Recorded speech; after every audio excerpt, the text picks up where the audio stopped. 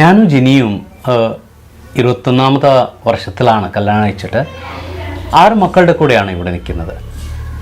ഞാൻ എന്തുകൊണ്ട് 6 മക്കളെന്ന് പറയാൻ ഉദ്ദേശിക്കുന്നു എന്ന് പറയുമ്പോൾ, ഇന്ന് നമ്മുടെ നടുവിൽ ഒരു വലിയ പ്രശ്നമുള്ളത് കൂടുതൽ മക്കളുണ്ടെങ്കിൽ പ്രശ്നമാണ്. ഇല്ല, കൂടുതൽ മക്കളുള്ള ആൾക്കാർക്ക് വലിയ പഠിത്തമൊന്നുമില്ല. ഇല്ല, കൂടുതൽ മക്കളുള്ള ആൾക്കാർക്ക് ബുദ്ധിയും ബോധവും ഇല്ല. ഇങ്ങനത്തെ പല വാക്കുകൾ ഞാൻ കേട്ടിട്ടുണ്ട്. പക്ഷേ നമുക്ക് എന്തുകൊണ്ട് 6 മക്കളെന്ന് പറഞ്ഞാൽ നമ്മളൊന്നും തീരുമാനിച്ചതല്ല കേട്ടോ. പക്ഷേ ഞാനിത് പറയുമ്പോൾ എനിക്ക് CCCയിൽ catechism of the Catholic church 372ാമത്തെ പാരഗ്രാഫിൽ പറയുന്ന ഒരു സംഭവം വായിക്കാൻ ഞാൻ ആഗ്രഹിക്കുന്നു. അതിൽ ലാസ്റ്റ് പാരഗ്രാഫിൻ്റെ അവസാനമായിട്ട് എഴുതുന്നത് ഇങ്ങനെയാണ്. ഭാര്യയും ഭർത്താവിൻ്റെ കാര്യത്തിലാണ് പറയുന്നത്. അവിടെ പറയുന്നത്, In marriage, God unites them in such a way that by forming one flesh, they can transmit human life, be fruitful and multiply and fill the earth. By transmitting human life to their descendants, man and woman as spouses and parents cooperate in a unique way in the Creator's work. ഇതാണ് പറയുന്നത്.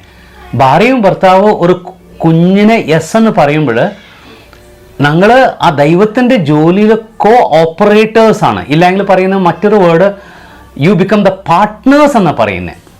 ആ കർത്താവിൻ്റെ ജോലിയിൽ ഞങ്ങൾ പാർട്ട്ണറാവാണ്.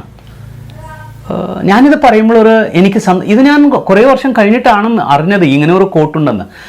ഞാനിത് പറയാൻ ഉദ്ദേശിക്കുന്ന ഇത്രേ ഉള്ളൂ. എനിക്ക് 6 മക്കളാവുമ്പോൾ ഞാൻ 6 മക്കൾക്ക് വേണ്ടി യെസ് എന്ന് പറഞ്ഞപ്പോൾ, ഞാനും ജിനിയും ഞാൻ കർത്താവിൻ്റെ കൂടെ പാർട്ട്ണറാണ് ആ ദൈവത്തിൻ്റെ ജോലിയിൽ. സാധാരണ ഒരു പാർട്ട്ണർഷിപ്പ് കമ്പനിയിൽ എനിക്കൊരു പങ്ക് കിട്ടിയാൽ എന്തൊരു സന്തോഷം ഉണ്ടാവും. ഇവിടെ ദൈവത്തിൻ്റെ കൂടെ പാർട്ട്ണറാണ്. അതുകൊണ്ട് നമുക്ക് 6 മക്കളായതിൽ സന്തോഷമേ ഉള്ളൂ. സന്തോഷമുള്ള എന്ന് പറയാനുള്ള റീസൺ ഇത്രേ ഉള്ളൂ. ദൈവത്തിൻ്റെ പ്ലാൻ അനുസരിച്ചിട്ട് ദൈവം നമുക്ക് 6 മക്കൾ നൽകാൻ തീരുമാനിച്ചു. അതിന് ഞങ്ങൾ യെസ് എന്ന് പറഞ്ഞു. അതിൻ്റെ സന്തോഷം ഇന്ന് നമുക്ക് വീട്ടിൽ കാണാൻ പറ്റുന്നുണ്ട്. ഞാനിത് പറയാനുള്ള കാര്യമുണ്ട്. മക്കൾ കൂടുമ്പോൾ പ്രശ്നങ്ങൾ കൂടും. മക്കൾ കൂടുമ്പോൾ നമ്മുടെ വീട്ടിൽ സമാധാനം കുറവായിരിക്കും.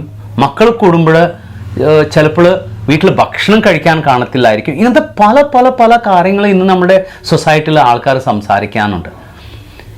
സത്യാവസ്ഥ അറിയണമെങ്കിൽ ഞാൻ പറയുന്ന ഇത്രേ ഉള്ളൂ. ഒരു ദിവസം എൻ്റെ വീട്ടിലേക്ക് വന്നു.